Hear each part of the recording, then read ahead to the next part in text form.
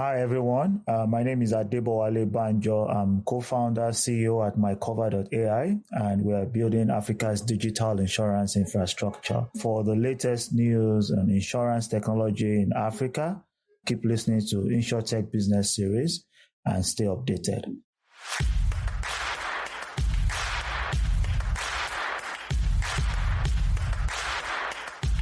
Welcome to the InsurTech Business Series podcast.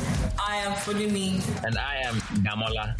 And together, we host the most exciting podcast on insurance and InsurTech related topics in Africa. Stay tuned.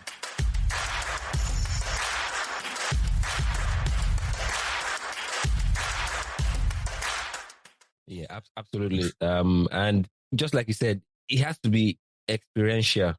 The approach of digital, right? Physical and digital. I think you can't underestimate that. You can't rule it out, really. You can build all of the tech. Oh, you can. Exactly. Not at this stage, this market is. You can build all the tech, but you have to have that physical touch. And it's something that, it's that balance, right? That perhaps maybe many have not really come to grasp with. And it will be very interesting to see what it becomes, in years to come. And really talking about years to come. You have been in the space from 2014 till now. On one part, I want to ask, right, what has kept you, right? Because insurance is tough. And then perhaps on the other side, then it's what the outlook for you for the space from now to the end of the decade? What has kept me? Grit.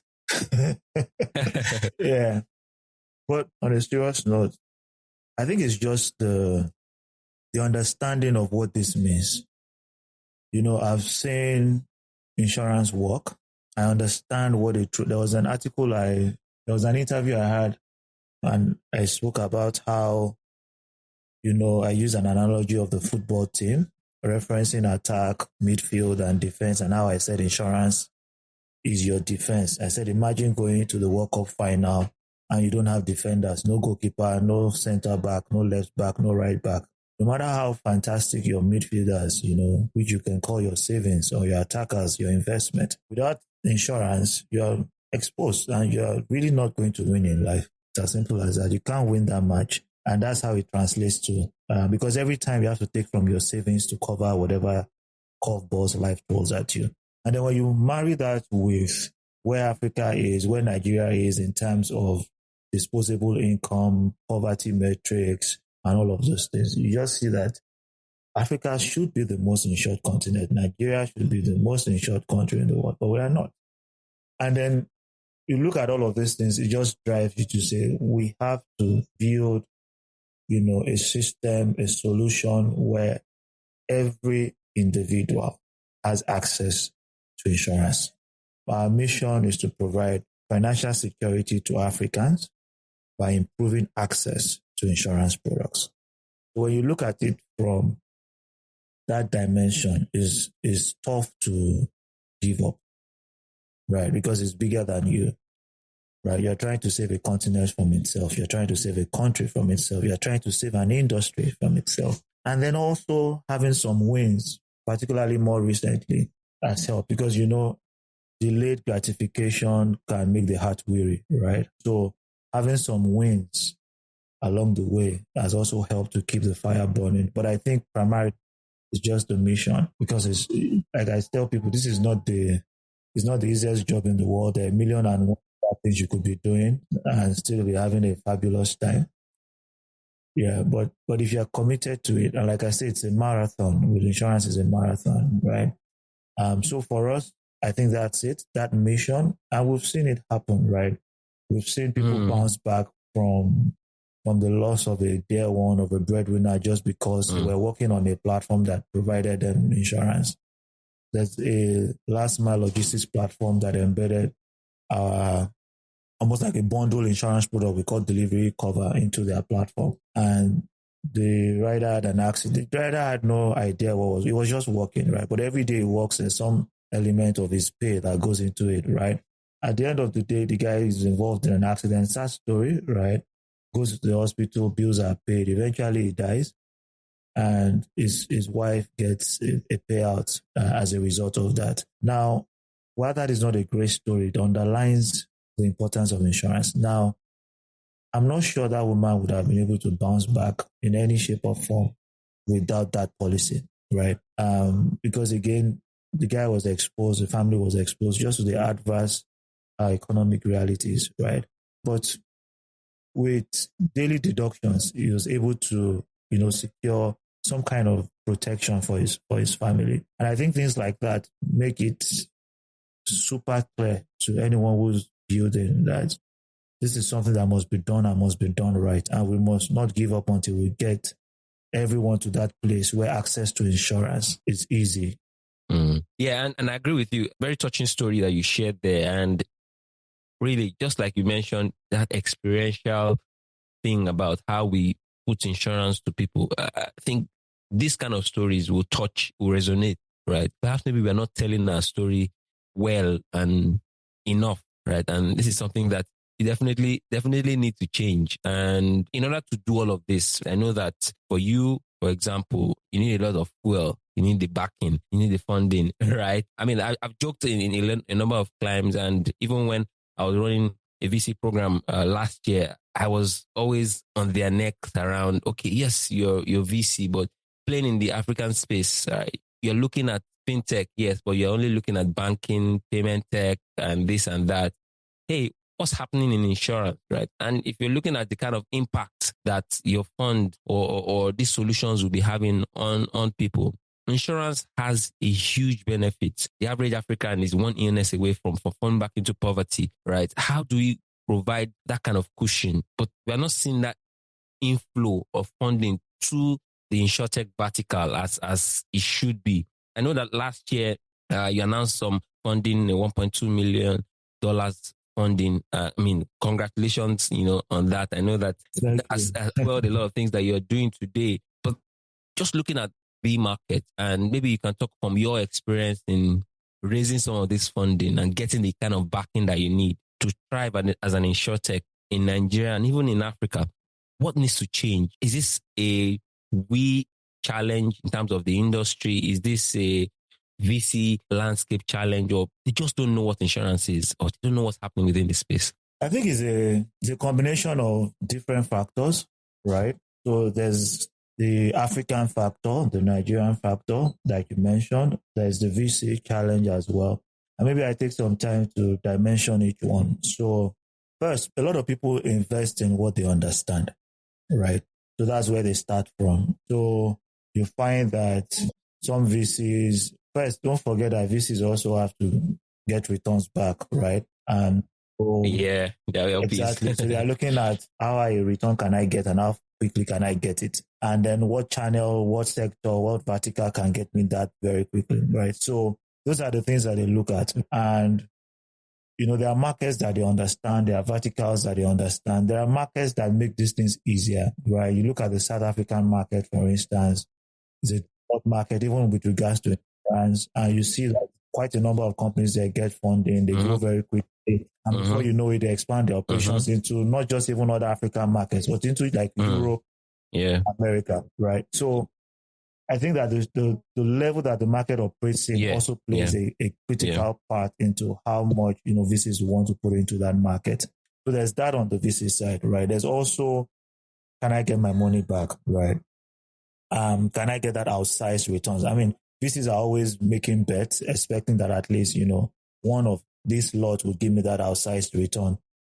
But historically, they've not had any data here in Nigeria or in Africa to say, oh, this is the guy, right? Like in Nigeria today, you have Paystack where people have successfully made exits, right? There's Totally, that's, Unicorn, there's MoneyPoint. There are a number of companies that have shown what fintech can be, right? So it's easy for someone to say, oh, so if I invest in this company, this is where it can get to. There's a clear trajectory, right?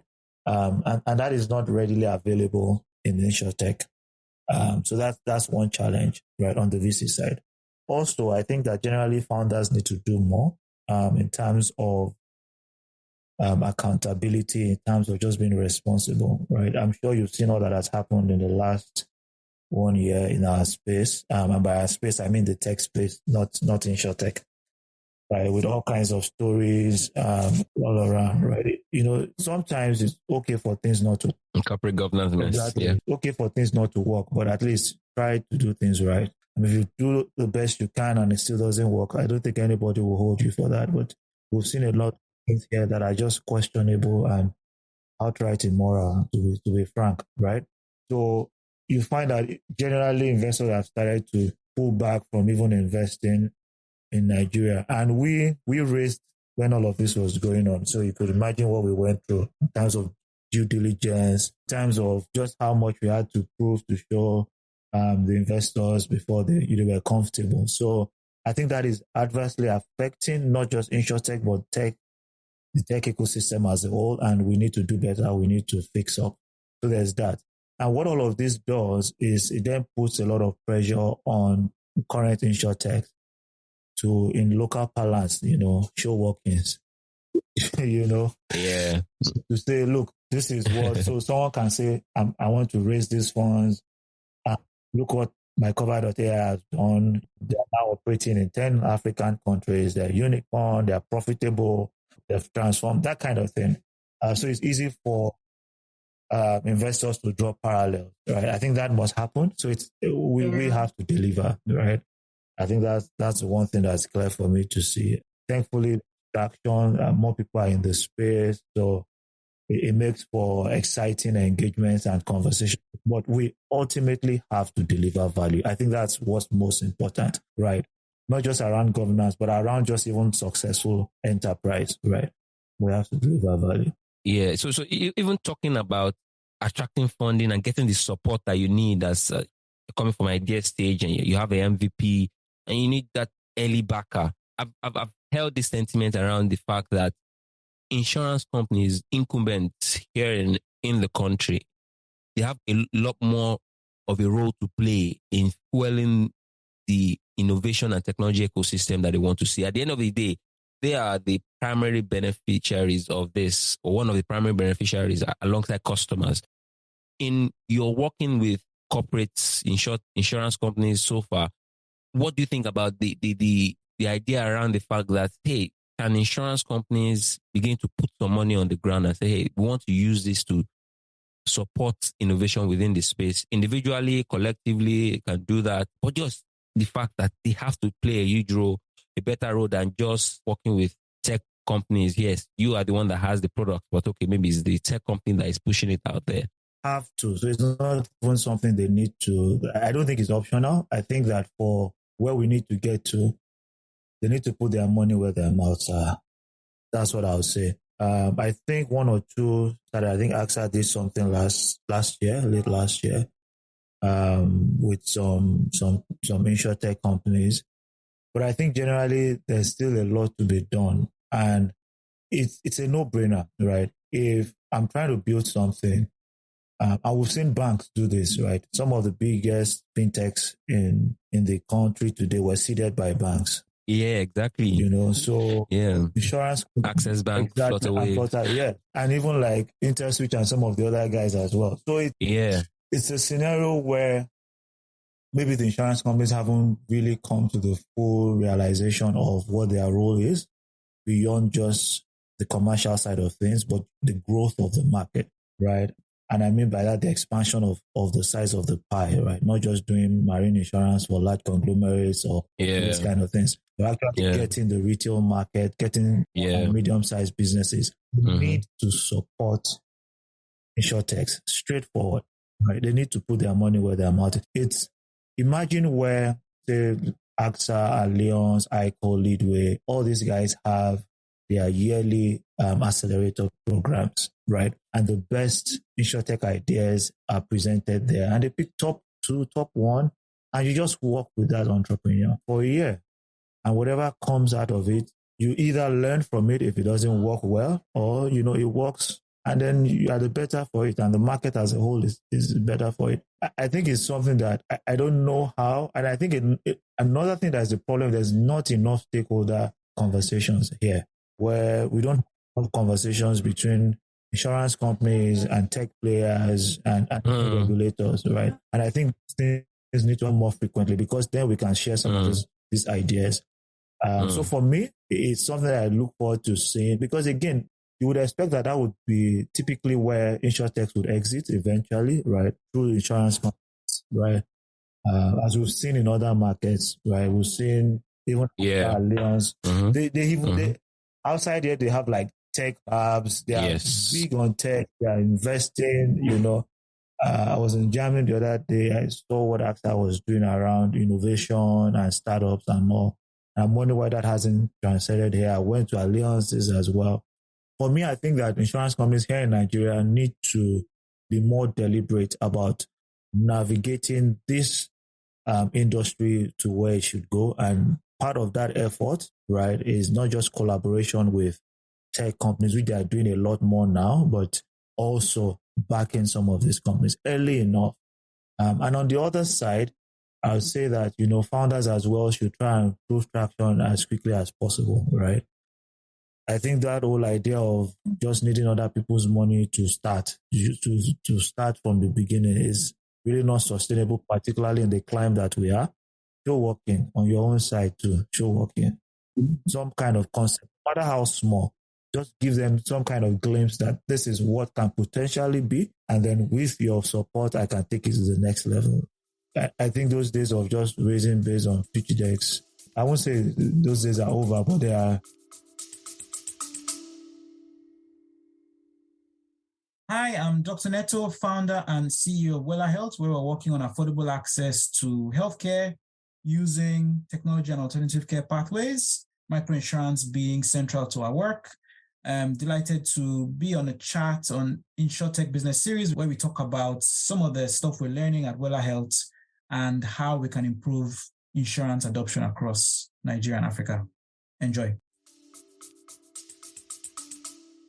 I would agree that they both are right now because a lot of angel investors and also VCs are looking for, like you said, show working, like what have you done? What have you achieved? See, what have you done with your own funding? Do you have a stake in it? Like exactly what you just said. People are being very, I don't want to say risk averse, because again, you learn by doing. And, you know, if you've invested so much and it's probably not yielding like the right results, we would also want to, you know, put in place those, you know, minimum risk requirements that would help protect yourself against, you know, the eventuality that another company would also fail.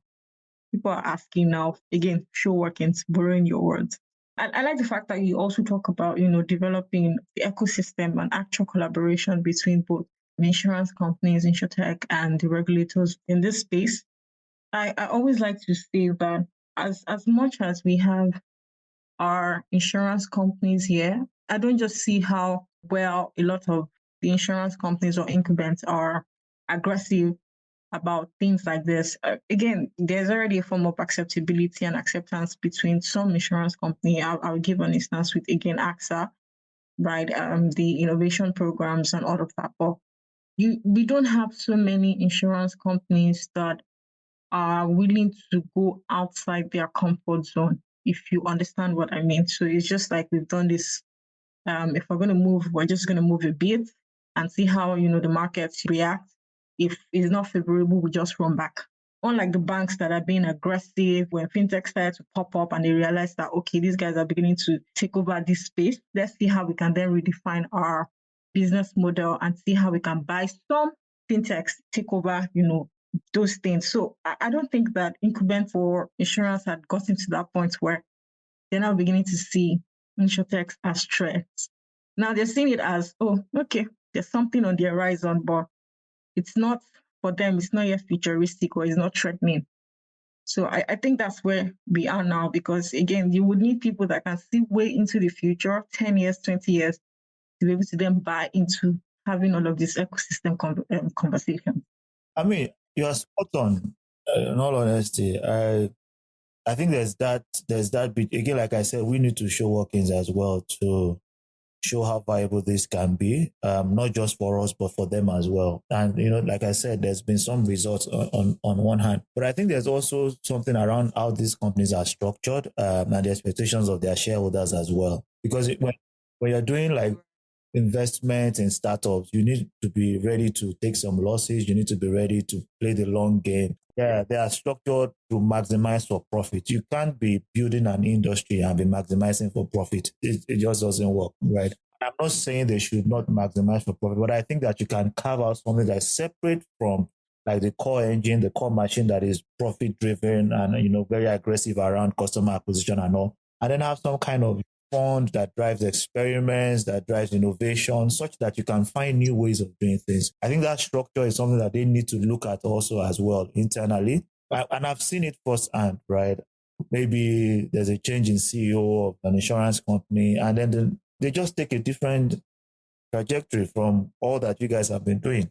That can even affect insurtech, right? I remember one time we had to change provider, migrate an entire platform in like maybe 2 months because there was a change in leadership, change in direction, and those kind of things, right?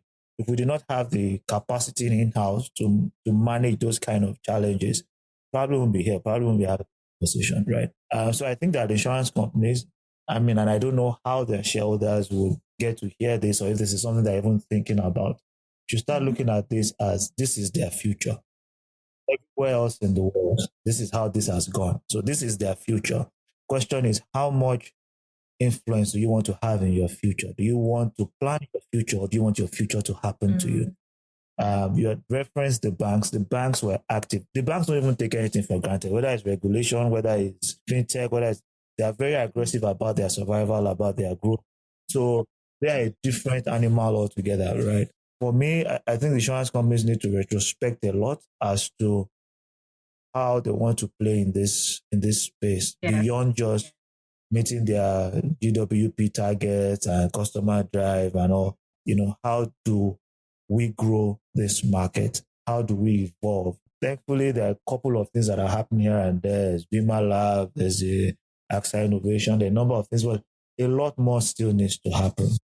Before we let you off, what specifically is the next step now for MyCover AI? There are a couple of things that we want to do this year. A lot of people have asked me about expansion. Yes, expansion is on the roadmap, but I think we also need to deepen, our reach here in Nigeria as well.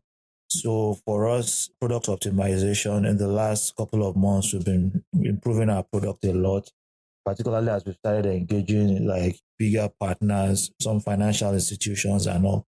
That technology needs to become better, more robust and all. So that's really, really important for us to ensure that we are able to power as many organizations as choose us as their infrastructure to distribute insurance. And we're having a lot of those these days. So product optimization is very key for us. Then again, there's the artificial intelligence bit of things. I know we didn't really delve into the outlook side of things, but I think that when you look at insurance in the market today, most of the use cases now are around like pre-loss, post-loss inspection. But I think that there's a lot more to come around product personalization and customization for users, for onboarding, and have to do with artificial intelligence. So again, that's something still under the product enhancement that I mentioned earlier. That's something that we are investing significantly in at the moment to just get that to the stage where it can power not just businesses here in Nigeria, but even outside the shores of Nigeria. And then distribution. So growth is our watchword for this year. So we really want to grow significantly. And part of that growth is in-house growth and is expansion as well. So growth in here to really get the numbers going, onboard more partners, acquire more users through those partners. And for us, we really want to make it easy for anyone to add insurance to their platform. So even a store owner can onboard insurance on their platform, leveraging our infrastructure. The most sophisticated blockchain or fintech platform can onboard insurance in our platform. So we need to get to that level where distribution is so easy and as a consequence, growth is inevitable. So those things are important for us.